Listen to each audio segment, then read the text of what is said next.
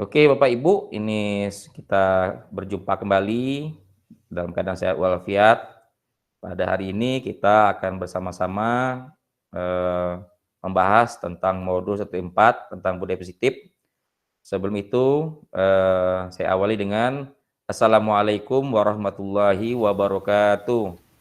Waalaikumsalam warahmatullahi wabarakatuh. Salam dan bahagia buat Bapak Ibu semua, para calon guru penggerak yang hebat dan luar biasa. Tabi pun. Iya pun. Ya pun. Bismillahirrahmanirrahim. Alhamdulillahirabbil alamin.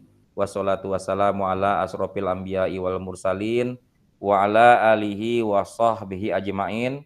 Rabbi srohli sodri wa yasirli amri wahlul uqdatam milisani yafqahu qauli amma ba'du. Yang saya hormati Bapak-bapak, Ibu-ibu, para calon guru penggerak yang luar biasa, yang hebat, yang hadir pada hari ini. Syukurillah, bila sama-sama kita panjatkan kehadirat Allah Subhanahu wa taala, yang mana kita sampai hari ini masih diberikan nikmat, yaitu nikmat kesehatan, nikmat kesempatan, sehingga kita semua dapat kembali berkumpul bersama-sama pada kegiatan kita pada hari ini tentang aksi nyata modul 1.4 yang berjudul budaya positif dalam keadaan sehat walafiat, dan semoga kita selalu sehat, selalu diberikan berkah oleh Allah Subhanahu wa taala sampai hari kita nanti. Amin amin ya rabbal alamin. Shalawat berangkalikan salam tak lupa sama-sama kita hadiahkan kepada junjungan kita Nabi besar Muhammad sallallahu alaihi wasallam dengan ucapan Allahumma sholli ala sayyidina Muhammad wa ala ali sayyidina Muhammad. Semoga nanti kita semua mendapatkan syafaat dari Rasulullah kita nanti di yaumil akhir nanti. Amin amin ya rabbal alamin. Baik ya Pak Ibu semuanya, kita sudah berkumpul semuanya, kita sudah hadir pada hari ini. Pada hari ini kita akan membahas tentang aksi nyata modul 1.4 yang berjudul tentang budaya positif. Nah, sini saya akan share. Bu Yesi, saya izinkan kembali. Terima kasih. Ya, Pak. Iya. Semangat ya Bu Yesi. Terima kasih, Pak. Iya, sama-sama Bu. Saya coba slide share ya, Bapak, Ibu.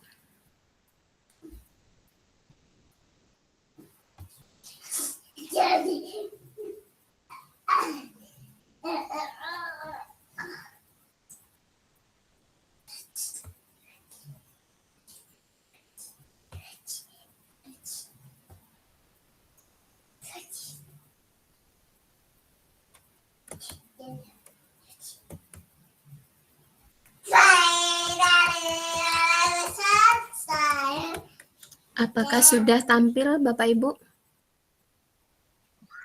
Sudah, Bu. Sudah, Bu. Baik Bapak Ibu, saya ini tidak merekam sendiri, jadi nanti menggunakan rekaman dari Pak Wahyudi. Saya mulai ya Bapak Ibu. Bismillahirrahmanirrahim. Assalamualaikum warahmatullahi wabarakatuh. Waalaikumsalam warahmatullahi wabarakatuh. Selamat pagi dan salam sejahtera bagi kita semua. Tabik pun. Iya pun. Ya pun. Baik, alhamdulillah. Apa kabarnya Bapak Ibu pada pagi hari ini? Sehat, Bu. Alhamdulillah sehat Ibu. Baik, langsung saja izin ya Bapak Ibu untuk melakukan praktik baik tentang diseminasi budaya positif di sekolah. Nah, tugas ini sebagai pelengkapan tagihan pada aksi nyata modul 1.4 ya Bapak Ibu. Oke. Pada modul 1.4 kita belajar tentang budaya positif. Nah, ada beberapa topik di dalamnya, yaitu disiplin positif dan nilai-nilai kebajikan universal, teori motivasi, hukuman, penghargaan dan restitusi, kemudian keyakinan kelas, kebutuhan dasar manusia, 5 posisi kontrol guru, dan yang terakhir segitiga restitusi. Nah, apakah makna dari disiplin? Disiplin berasal dari bahasa Latin disciplina yang berarti belajar. Makna asal dari kata ini berkonotasi dengan disiplin diri dari murid-murid Socrates dan Plato. Disiplin ini membuat orang-orang menggali potensinya menuju sebuah tujuan apa yang dia hargai. Namun dalam budaya kita, makna kata disiplin telah berubah menjadi sesuatu yang dilakukan seseorang pada orang lain untuk mendapatkan kepatuhan. Kecenderungan umum adalah menghubungkan kata disiplin dengan ketidaknyamanan, bukan dengan apa yang kita hargai atau pencapaian suatu tujuan yang mulia. Nah, di sini ada perubahan paradigma teori belajar ya Bapak Ibu. Mungkin sebelumnya kita berpatokan dengan teori belajar stimulus dan respon. Misalkan begini, ada anak yang semangat belajarnya kurang atau motivasi belajarnya kurang. Kemudian kita memberi sebuah penghargaan atau reward supaya anak tersebut dapat semangat lagi. Nah, itu termasuk contoh dari teori stimulus respon ya Bapak Ibu. Kita kasih stimulus, kemudian peserta didik atau siswa itu memunculkan respon. Seperti tadi kita beri stimulus penghargaan, kemudian muncul respon dari peserta didik, tumbuh semangat. Nah, ternyata di sini ada perubahan paradigma Bapak Ibu. Tidak lagi menggunakan teori stimulus respon, tetapi teori kontrol. Nah, pada stimulus respon, kita mencoba mengubah orang agar berpandangan sama dengan kita. Tetapi pada teori kontrol, kita berusaha memahami pandangan orang lain tentang dunia. Jadi, kita harus menyadari bahwa setiap orang itu mempunyai pandangan yang berbeda.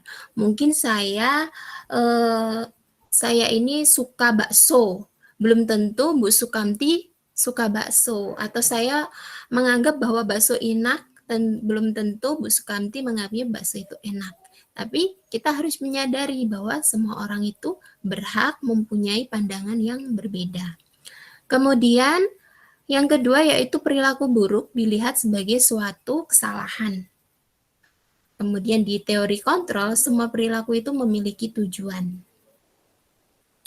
Seperti, nanti saja Bapak Ibu ya, contohnya nanti saya lanjutkan dulu. Orang lain bisa mengontrol saya. Itu di teori stimulus respon. Tapi di teori kontrol, hanya Anda yang bisa mengontrol diri Anda. Atau hanya kita sendiri yang bisa mengontrol diri kita sendiri. Kita jangan biarkan orang lain mengontrol diri kita. Ya, karena kita yang mempunyai atau kita yang memegang kontrol pada diri kita sendiri. Kemudian pemaksaan ada pada saat bujukan gagal. Pada teori kontrol, kolaborasi dan konsensus menciptakan pilihan-pilihan baru. Nah, nanti ini akan berkaitan dengan topik selanjutnya ya Bapak Ibu. Kemudian selanjutnya nilai-nilai kebajikan universal. Nilai-nilai kebajikan adalah sifat-sifat positif manusia yang merupakan tujuan mulia yang ingin dicapai oleh setiap individu. Nilai-nilai tersebut bersifat universal dan lintas bahasa, suku bangsa, agama maupun latar belakang.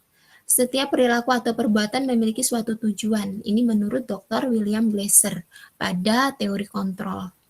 Dengan mengaitkan nilai-nilai kebajikan yang diyakini seseorang, maka motivasi intrinsiknya akan terbangun, sehingga menggerakkan motivasi dari dalam untuk dapat mencapai tujuan mulia yang diinginkan.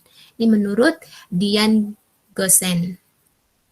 Nah, nilai-nilai kebajikan yang ingin dicapai di setiap anak Indonesia itu kita kenal sebagai profil pelajar Pancasila ya Bapak Ibu, yang sekarang ini kita gencar untuk menanamkannya.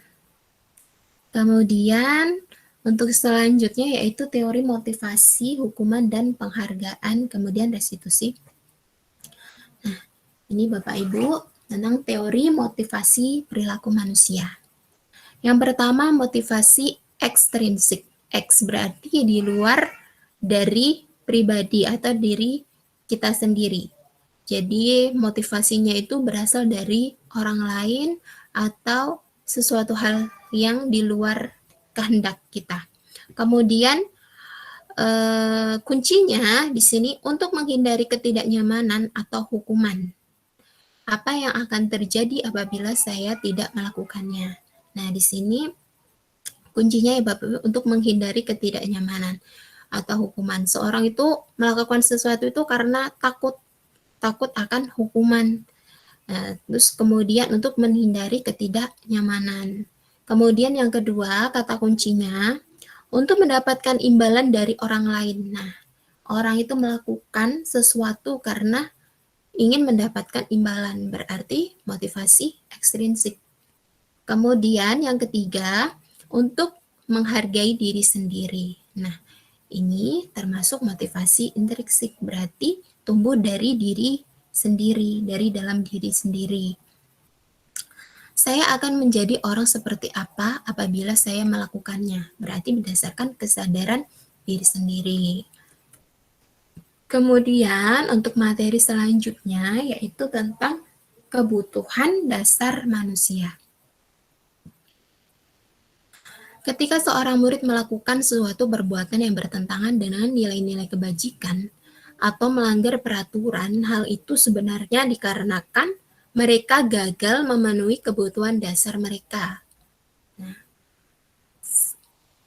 kebutuhan dasar manusia itu dibagi menjadi 5 ya Bapak Ibu. Yang pertama bertahan hidup, kemudian kasih sayang dan rasa diterima, kebebasan, kesenangan, dan penguasaan. Nah, tadi di sini ada pernyataan bahwa ketika seorang murid melakukan suatu perbuatan yang bertentangan, itu dikarenakan ada kebutuhan dasar yang tidak terpenuhi. Bisa jadi dari kasih sayang atau rasa diterima, kemudian kesenangan, kebebasan atau penguasaan. Seperti contohnya kita sendiri Bapak Ibu, kadang kalau kita lapar, kita itu susah untuk berpikir, susah untuk fokus. Berarti kebutuhan dasar ya, bertahan hidup tentang kebutuhan pangannya kurang. Atau anak Bapak Ibu, murid. Ini sedikit cerita ya Bapak Ibu, jadi di kelas saya itu ada anak yang hiperaktif ya, jadi tidak bisa diam, tidak bisa mendengarkan penjelasan, jadi harus bergerak terus. Jadi suatu hari ketika di dalam kelas anak itu izin keluar, izinnya ke kamar mandi, ternyata setelah saya lihat anak itu lari di koridor kelas. Itu untuk memenuhi kebutuhan ingin bergeraknya itu, anak itu sampai melakukan itu. Kalau sudah capek, baru masuk lagi, kemudian baru bisa fokus. Berarti ternyata ada anak-anak yang memang kebutuhannya itu harus dipenuhi. Yang walaupun kadang menurut kita kok aneh, kenapa harus berlari, kenapa harus bergerak seperti itu. Kita menganggapnya, oh anak ini kok nggak bisa diem sih, usil amat sih. Ternyata memang kebutuhan. Itu termasuk kebutuhan dari dalam pribadinya, kebutuhan psikologisnya. Karena memang anak ini teridentifikasi hiperaktif atau berkebutuhan khusus seperti itu. Selanjutnya, saya lanjutkan ya Bapak Ibu. Masih tampil atau masih tampil kan Bapak Ibu? Masih terlihat? Masih Ibu. Masih, saya lanjutkan. Kemudian selanjutnya pada topik kelima, posisi kontrol guru. Konsep posisi kontrol guru pertama kali diperkenalkan oleh Dian Goosen dalam bukunya yang berjudul Restitution, Restructuring School Discipline. Goosen berpendapat bahwa penting bagi guru untuk meninjau kembali pendekatan disiplin yang diterapkan di dalam kelas. Nah, setelah saya membaca ya Bapak Ibu, membaca dan memahami tentang posisi kontrol guru ini, ternyata banyak hal-hal hal-hal yang saya rasa selama ini saya lakukan itu sedikit keliru dan harus diperbaiki. Nah, mungkin Bapak Ibu juga merasakan hal yang sama dengan saya dalam memperlakukan anak atau mentreatment anak ketika anak itu mengalami kesulitan ya Bapak Ibu. Oke. Selanjutnya ya ini 5 posisi.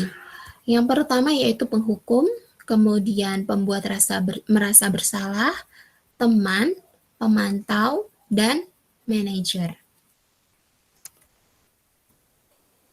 Oke, untuk penjelasannya, seorang penghukum menggunakan hukuman fisik atau verbal untuk mengendalikan perilaku. Guru dengan sikap seperti ini cenderung percaya bahwa satu-satunya cara untuk memastikan keberhasilan pembelajaran itu adalah dengan cara mereka sendiri. Gitu. Selanjutnya, pembuat merasa bersalah. Pada posisi ini, guru menggunakan kata-kata yang lembut untuk membuat orang lain merasa bersalah dan rendah diri. Mereka mungkin mengatakan hal seperti, ibu sangat kecewa dengan kamu, atau berapa kali harus ibu ingatkan. Nah, tanpa sadar, ternyata saya pun juga sering melakukan hal yang sama, Bapak Ibu. Ketika ada anak yang melakukan salah, terus saya ternyata muncul kata-kata seperti itu. Seperti misalnya, kamu gak kasihan dengan orang tua kamu di rumah yang sudah mencari nafkah untuk menyekolahkan kamu atau bagaimana. Ternyata kata-kata itu muncul. Nah, setelah dipelajari, setelah dipahami, ternyata itu berdampak buruk bagi emosional dan psikologis anak. Anak jadi merasa rendah diri dan merasa putus asa. Maka menurut saya ini kurang efektif untuk menyelesaikan kesulitan anak atau permasalahan anak. Kemudian yang ketiga yaitu teman. Guru dalam hal posisi teman menggunakan persuasi dan hubungan baik untuk mempengaruhi perilaku. Mereka bisa menggunakan humor dan hubungan yang baik dengan siswa untuk mencapai tujuan mereka. Nah, sebenarnya dalam posisi teman itu baik, ya masih positif Bapak Ibu. Jadi kita bisa dekat dengan anak, tetapi di sini ada dampak negatifnya. Anak jadi ketergantungan sama kita.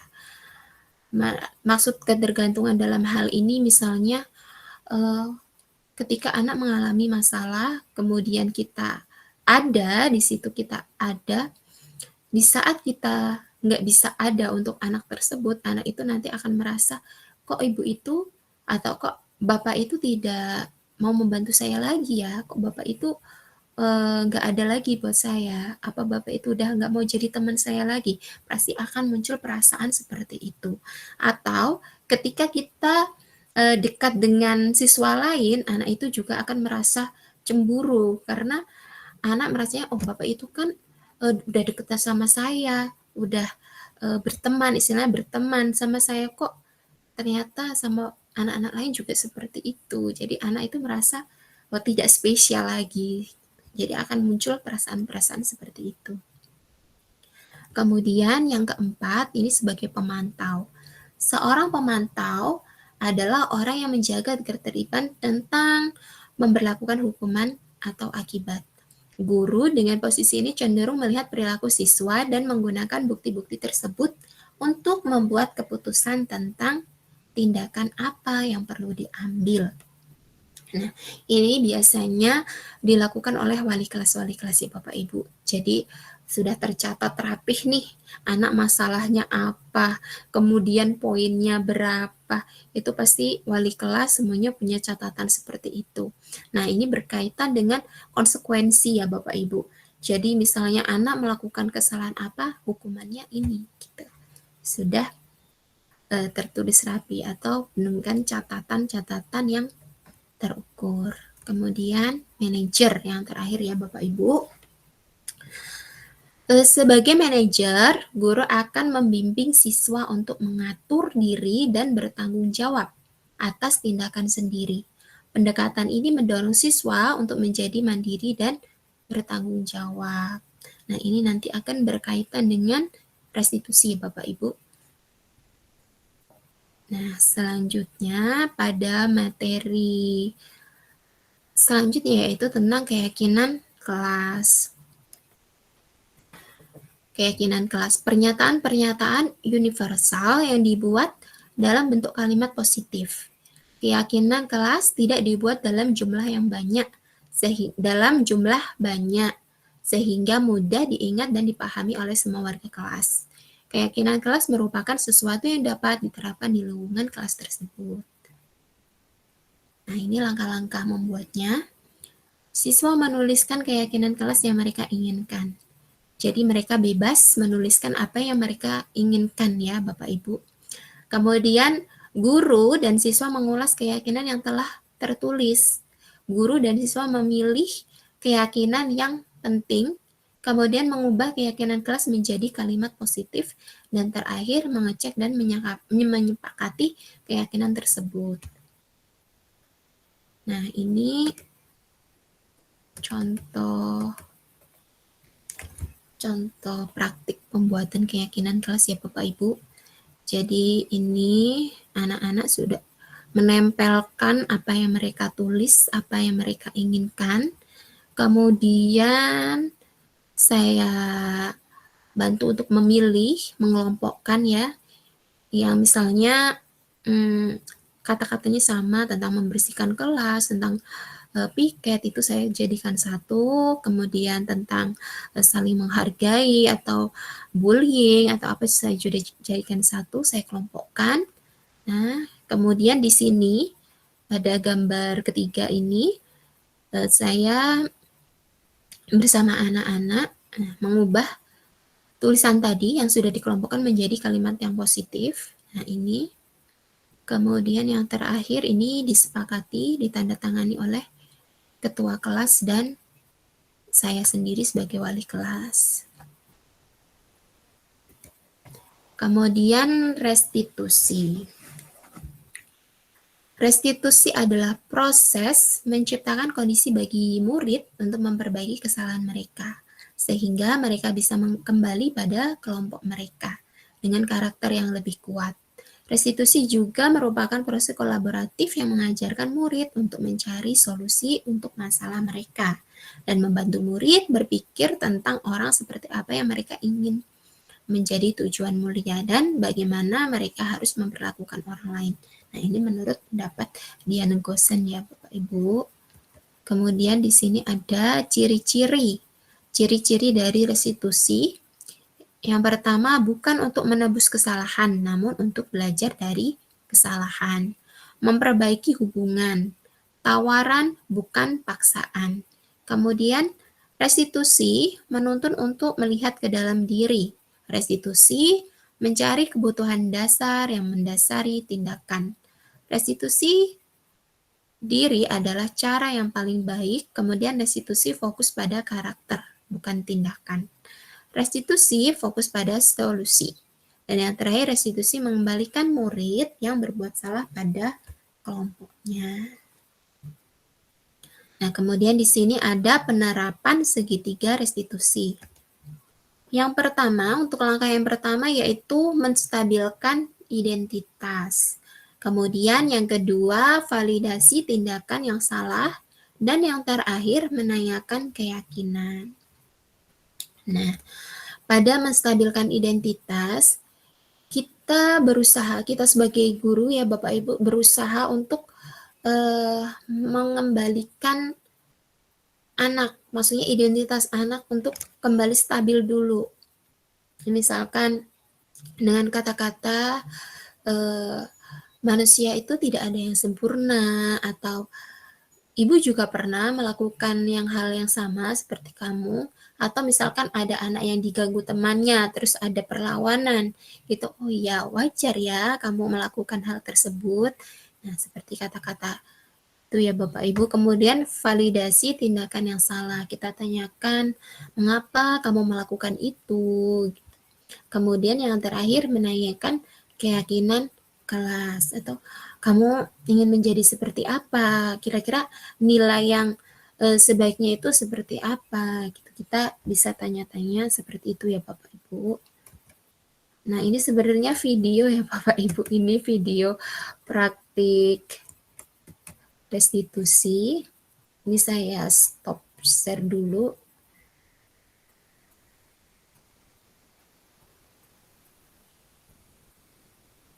Ya, saya izin menampilkan video ya Bapak Ibu. Ini bisa atau enggak? Silahkan. Coba. Kok ini enggak muncul ya Bapak Ibu? Coba. Ini. Coba yang ini dulu. Ini praktik.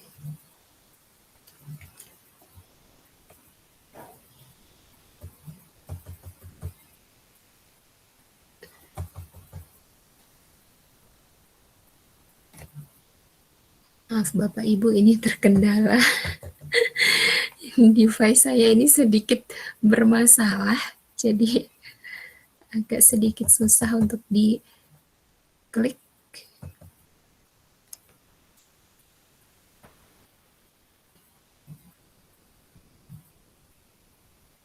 Ya, ternyata belum bisa saya klik ya Bapak Ibu. Tapi sudah saya top share ya Bapak Ibu ya, sudah saya stop ya. Sudah tidak ada tampilan PPT saya kan Bapak Ibu? Sudah di stop, Bu. Oh ya, sudah di stop ya. Ya. Terima kasih. Oke, selanjutnya karena tadi sudah saya stop share ya Bapak Ibu. Tadi materi terakhir saya sebenarnya saya mau menunjukkan atau menampilkan video, tapi ini terkendala untuk device-nya. Jadi untuk yang terakhir yaitu refleksi ya Bapak Ibu. Saya boleh minta tolong dari salah satu Bapak Ibu atau salah dua juga nggak apa-apa untuk memberi tanggapan atau refleksi. Silakan Bapak Ibu. Ya, silakan Pak Agung untuk memberi tanggapannya.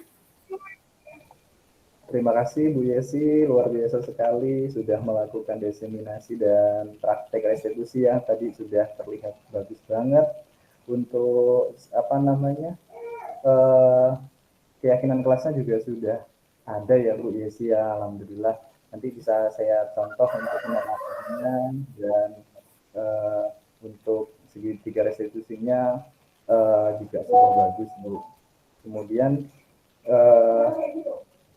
saya lihat dari awal luar biasa Bu, PowerPoint-nya juga sudah lengkap. Tinggal nanti dipoles lagi nanti untuk kami contoh nantinya untuk pengerjaan yang di sekolah kami Bu.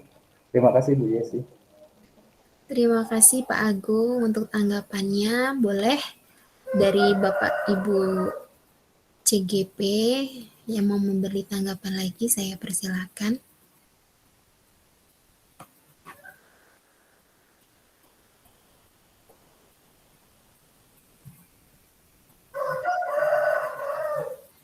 Ya, silakan Bu Nining. Ya, luar biasa sekali yang sudah disampaikan Bu Yesi, pemaparannya, presentasinya. Nah, di sini saya tuh tertarik, pengen sharing aja tentang 5 posisi kontrol, yaitu tentang anak-anak yang lari di koridor. Ibu ngajar di SMP ya? Apa di mana? Iya Bu. Ternyata bukan anak usia dini saja ya yang pemenuhan kebutuhan dasarnya itu kayak main gitu loh. Ternyata setelah banyak usia juga ternyata masih ada anak-anak yang seperti itu. Jadi kayak oh begitu ternyata bukan terjadi di anak usia dini saja, ternyata begitu. Iya benar Bu Nining. Jadi ya memang karena anak-anak itu kan unik ya Bapak Ibu. Jadi pada dasarnya anak-anak itu unik sekali. Iya, untuk memenuhi kebutuhan dasarnya itu dengan berbagai cara gitu. Salah satunya ya tadi anak saya yang emang harus sengaja bergerak ya untuk memenuhi kebutuhan ingin bergeraknya itu mungkin ya. Jadi ya saya biarkan, setelah itu anak itu kembali fokus lagi ya, memang setelah melakukan itu lari-lari itu nanti bisa fokus lagi. Jadi ya nggak apa-apa. Daripada membuat atau mengganggu temannya ya saya persilahkan kalau memang Ya. caranya Luar seperti biasa itu. sekali. 2 jempol buat Bu Yesi. Terima kasih Bu Nining. Ya. Oh ya, Pak Heri silahkan. Baik, Bu Yesi, sedikit sharing saja. Pemaparannya sudah lengkap. Saya fokus pada kebutuhan dasar manusia, Ibu ya. Iya Tadi Pak. kalau Ibu Yesi menceritakan ada anak yang lari ke koridor, memang anak tersebut memang kalau nggak lari nanti malah nggak belajar semacam itu, ingin mengekspresikan gitu ya. Cuma Iya. sharing dengan murid saya ini, apakah ini termasuk kebutuhan dia atau atau apa ya? Ada penyakit semacam ini. Si A ini suka ngutil, ngambilin barang teman-temannya, kayak yang remeh-remeh ya, pensil, penghapus dan sebagainya itu. Tapi dia ngomong nanti ketika sudah penuh semua, ngambil barang temannya ini sudah banyak, dia ngomong, ya ini barangmu, nih, ini begitu, jujur. Iya saya ngambil tapi jujur. Kalau yang saya tahu bahwa itu eh, ada ya namanya penyakit ngutil itu kan ada. Sebenarnya dia nggak butuh gitu. Tapi kan kalau yang penyakit itu tidak dikembalikan. Tapi kalau murid saya ini dia ngutil, nanti kalau temennya tahu, ya dia bilang, iya aku yang ngambil terus dikembalikan. Nah, seperti itu. Dia jujur-jujur aja nanti dikembalikan. Begitu lagi seperti itu. Nah, kalau dia nggak seperti itu kayak kayak kurang gimana semacam itu. Dia kurang semangat semacam itu. Apakah ini juga sama dengan kebutuhan yang dimaksud dalam tadi kebutuhan pokok manusia itu tadi? Terima kasih jawabannya. Baik Mohon Pak, sharingnya saya buat teman-teman. Iya, iya. mencoba untuk menanggapi ya Bapak Ibu. Nanti Bapak Ibu CGP lain bisa menambahkan terkait dengan kasus yang dialami Pak Heri ya. Anak itu bisa dikatakan anak berkebutuhan khusus dengan sebutan klepto ya Bapak Ibu ya. Pernah dengar ya Bapak Ibu sebutan Ya, klepto. kripto ya. Jadi anak itu memang sengaja mengambil barang temannya yang sebenarnya nggak butuh-butuh amat gitu, seperti hobi mengambil barang-barang yang sepele, kemudian dikumpulkan, habis itu ya udah ngaku gitu. Kalau enggak ya dikembalikan lagi gitu. Berbeda dengan yang memang pencuri. Kalau pencuri mengambil mungkin ya uang atau barang dan itu tidak dikembalikan lagi. Jadi di situ ada perbedaannya ya Bapak Ibu. Nah, kalau di sekolah kami atau di sekolah mungkin di sekolah Bapak Ibu juga sudah menerapkan pendidikan inklusif ya Bapak Ibu. Jadi sekolah umum pun juga menerima anak-anak berkebutuhan khusus gitu. Kita harus menganggap anak-anak itu juga anak-anak normal seperti biasa gitu. Karena ya memang sudah program dinas ya bahwa setiap sekolah umum juga harus menerapkan pendidikan inklusif. Jadi guru memang harus sedikit ekstra untuk menghadapi anak-anak yang unik, anak-anak yang khusus seperti itu. Oke, selanjutnya mungkin Bu Sartika ingin menambahkan, saya persilahkan.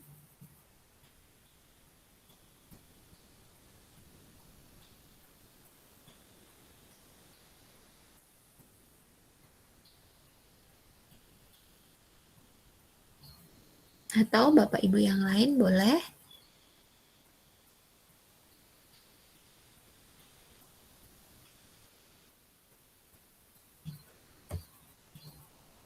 Atau cukup Bapak Ibu? Kalau misalnya cukup, saya sedikit menyimpulkan dari pemaparan saya ya Bapak Ibu, bahwa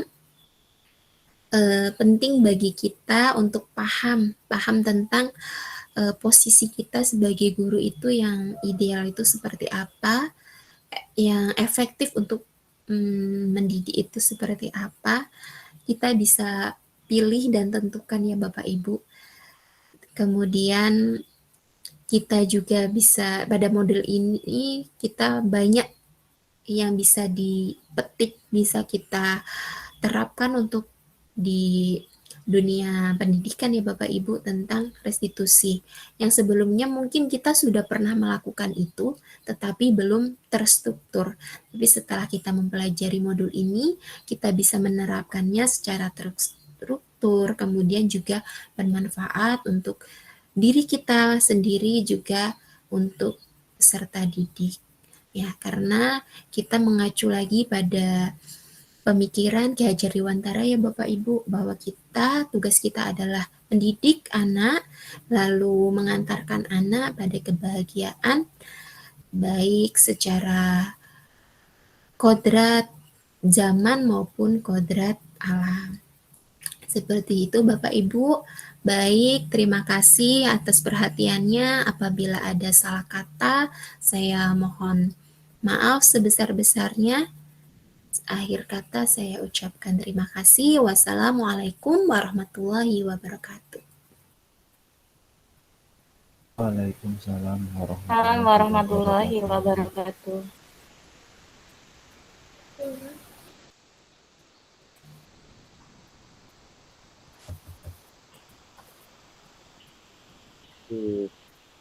Luar biasa sekali ini yang saya lihat Pak Ibu ini, banyak pengetahuan juga yang saya dapat sebenarnya Pak Ibu tadi mengajar.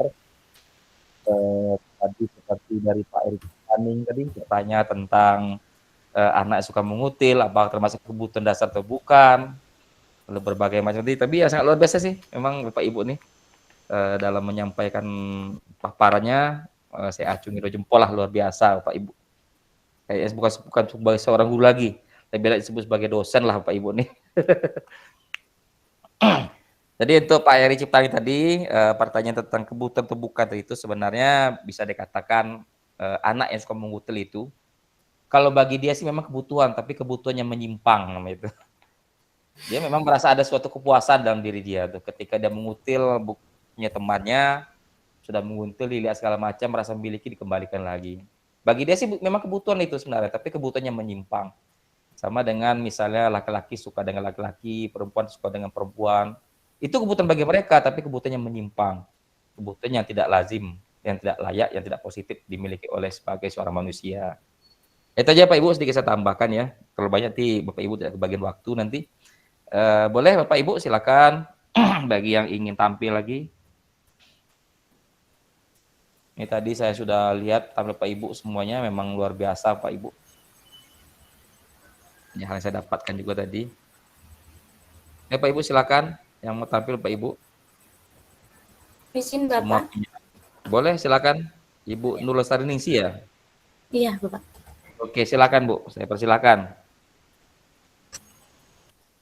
Saya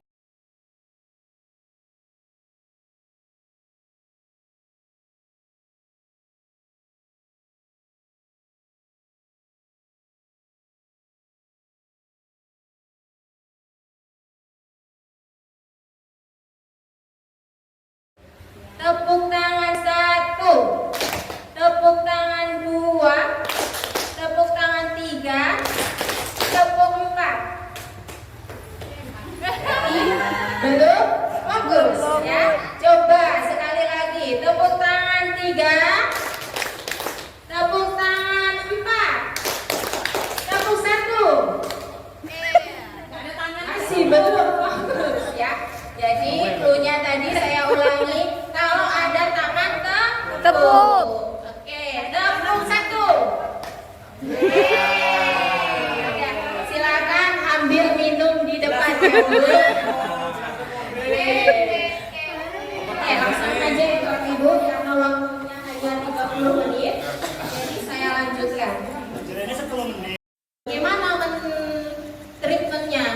Kadang dialusin melunjak, dikasarin jadi panjang, kemudian kita biarkan apalagi.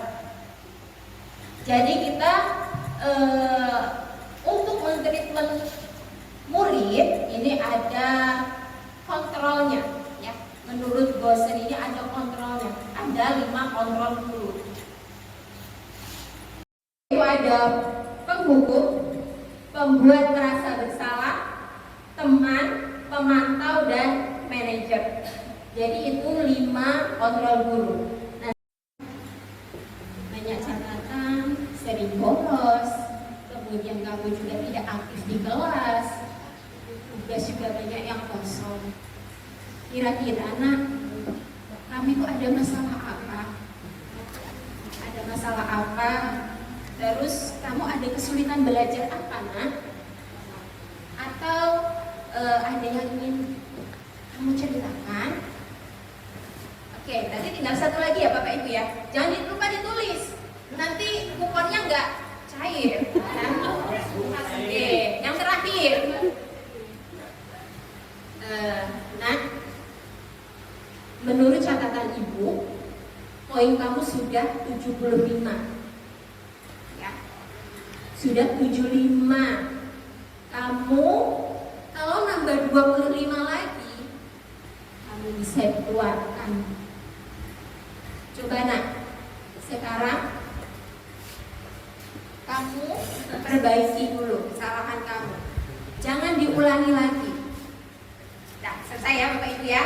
Sudah dicatat jawabannya? Sudah. Oke, sekarang saya ingin mempersilahkan siapa yang akan menjawab pertanyaannya.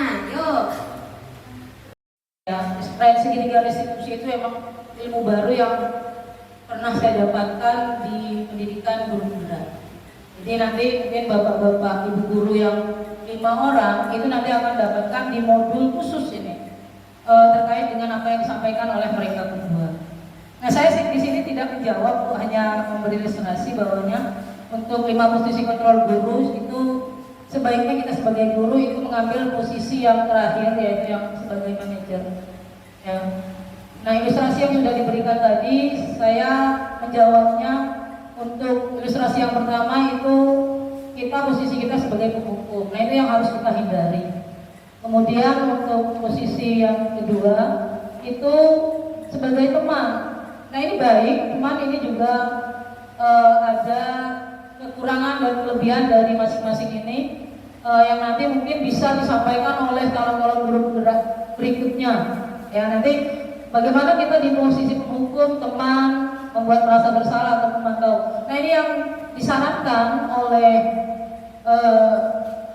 regulasi yang yang ilmu yang saya terima itu posisi kita sebagai manajer. Jadi ini posisi yang terbaik yang bisa kita berikan solusi terkait dengan segitiga restitusi tadi yang disampaikan oleh Bu Puji.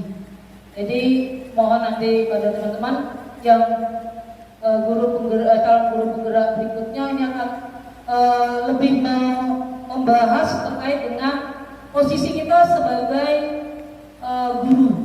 Jadi untuk kasus-kasus yang terjadi di sekolah kita itu sebaiknya kita sebagai wali kelas itu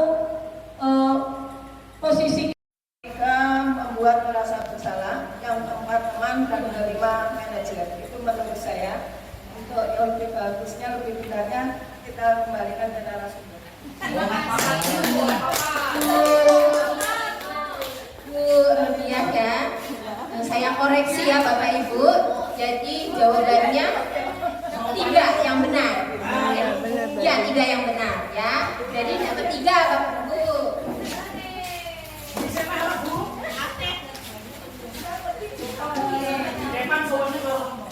3 ya Bapak Ibu ya.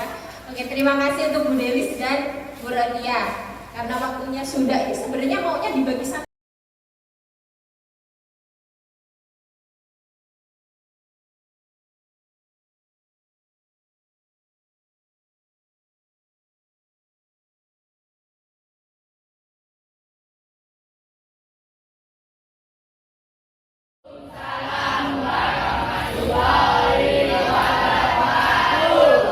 Selamat pagi anak-anak. Apa kabarnya semua? Baik.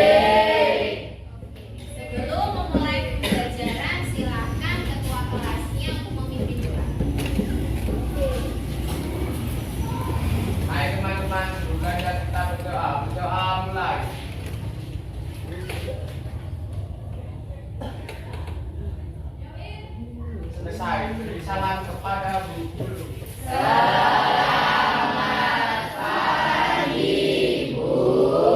Selamat pagi. Hari ini datang semua ya? Hadir semua? Sekarang sebelum memulai proses pembelajaran pada semester ini, kita akan membuat keyakinan kelas. Apa itu keyakinan kelas? Keyakinan kelas itu kesepakatan yang kita buat bersama antara guru dan murid. Nantinya akan menjadi pedoman kita dalam berperilaku di dalam kelas ya. Jadi nanti kesepakatannya itu kita bikin bersama. Tidak hanya ibu yang membuat, tapi kalian juga ya. Oke. Sekarang ibu akan membagikan post-it atau sticky note. Nanti kalian tulis apa yang kalian mau di dalam kelas.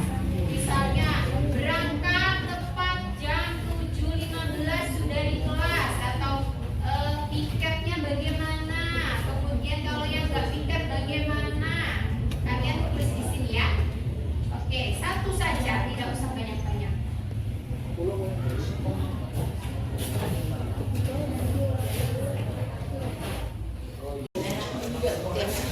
Kalian cukup tulis satu saja ya, satu saja yang perlu kalian buat. Oke.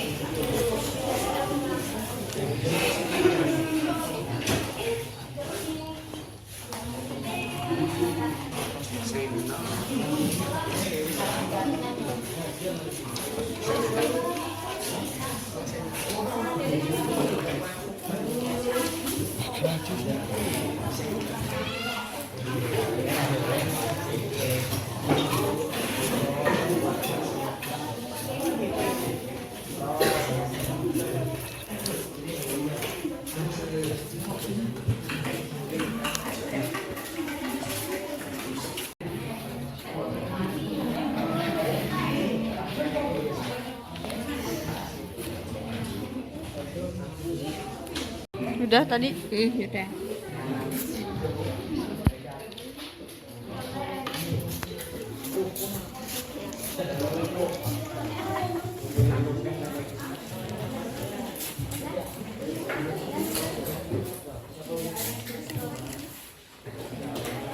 Yang lengketnya dipertahankan ya, nanti ditempel di sana.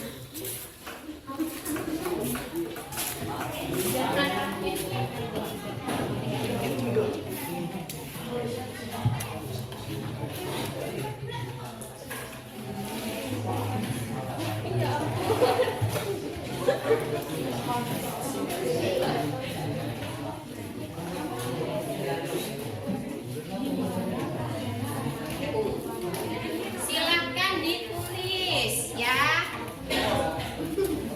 Sudah ditulis semua? Kalau sudah, sekarang silakan ditempel di papan tulis. Ya, ditempel di papan tulis.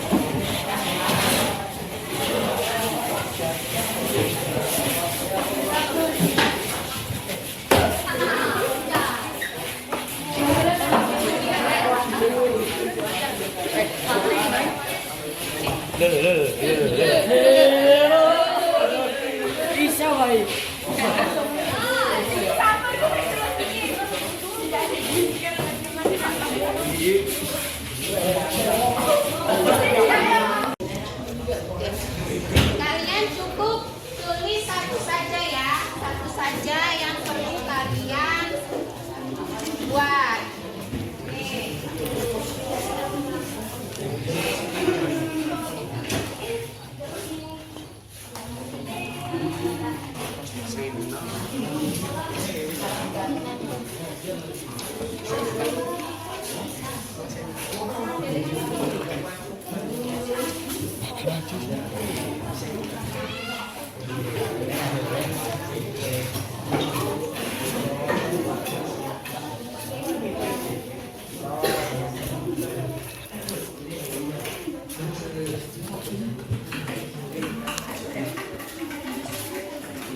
Sudah ditulis semua? Kalau sudah, sekarang silakan ditempel di papan tulis. Ya, ditempel di papan tulis.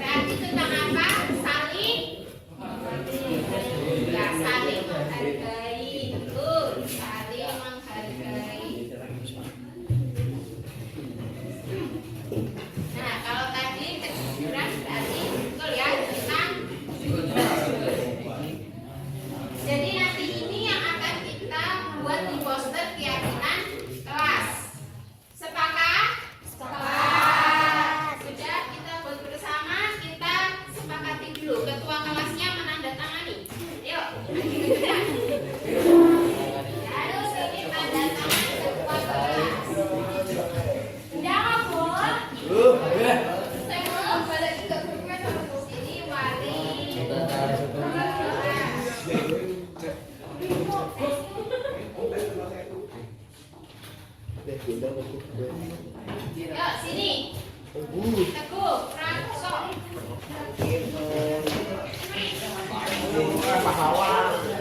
Pahlawan sih. Sini.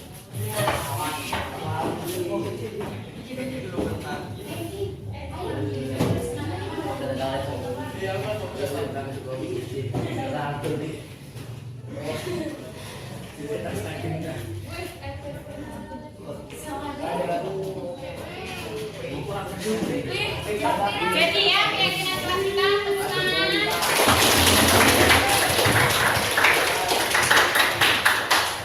Karena kita sudah buat bersama, jadi kita harus menjalankan bersama.